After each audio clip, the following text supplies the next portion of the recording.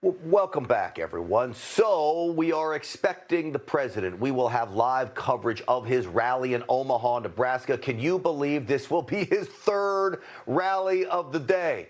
Where's Joe Biden? It's like, where's Waldo? Where is the guy? You got 6 days now till election. The president is on the campaign trail full force. We'll have live coverage of his speech tonight in Omaha, Nebraska. The election couldn't be more important if you want those responsible for the Russian collusion hoax to be held responsible, or even if you want to get to the heart of the alleged Biden cartel family corruption. Because if Joe Biden wins, God forbid, it will all get pushed aside, covered up by the next Democrat administration. Judicial Watch is at the forefront of getting to the bottom of both of these stories.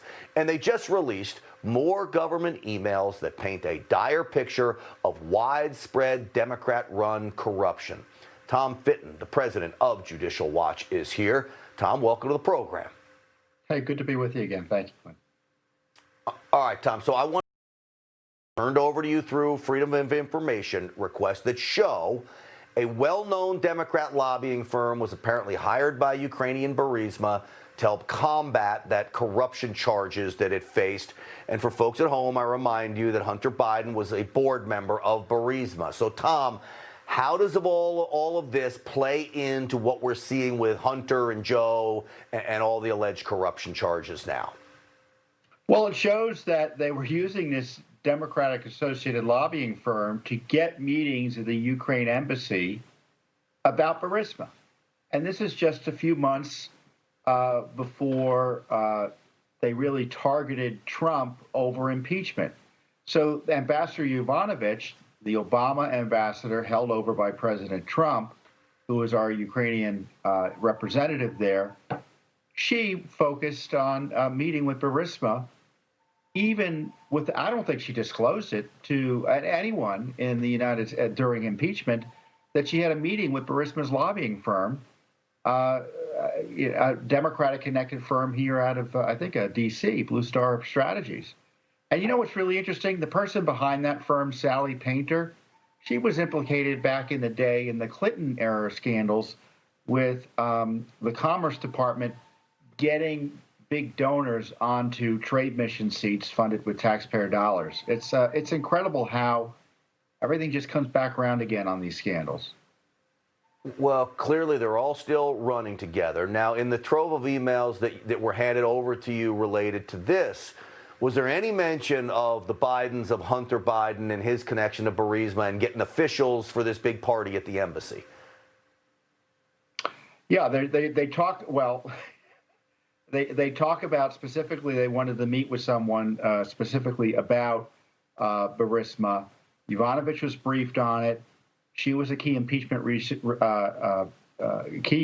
witness against President Trump, and none of this came up. But what did come up generally, and I think it's important to note, is that Burisma was a known issue over in the deep state and Biden's connections to it. We had emails come out a few weeks ago, Clint, where, again, top anti-Trump witnesses in impeachment are talking about Burisma being the gift that keeps on giving and bemoaning the fact that the Russians were using Joe Biden's conflict of interest because of his son's involvement in Burisma to troll him when he's there on other business. It's just incredible to see. So everyone knew about Burisma and Joe Biden, I guess, except the American people. Yeah, of course. And I believe, again, the FBI probably knew about it as well, and they turned a blind eye, which brings us to your other set of emails. I want someone to pay for this Russian collusion hoax that was perpetrated against the president. You now have records from calendar events that appear to be missing calendars between Stork and Page, the two Lovebird FBI agents. What are they hiding there? And then they go back and try to fix the problem?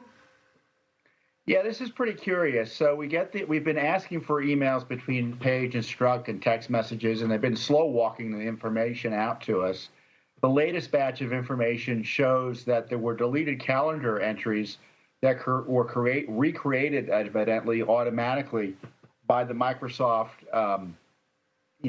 computer system, the Outlook system. Now, I don't know if they captured and were able to recreate other calendar entries that were deleted. The question is, why were they deleting calendar entries? And what else has been deleted that we need to know that need to be recovered? You know, we already know text messages have gone missing. We already know, as a result of our investigation, that there were over 24 wiped phones. It looks like that were accidentally wiped. We're supposed to be led to believe. And then, of course, you've got emails as well. It's just a universal cover-up, in my view, over at the FBI and DOJ on not only on their misconduct targeting Trump.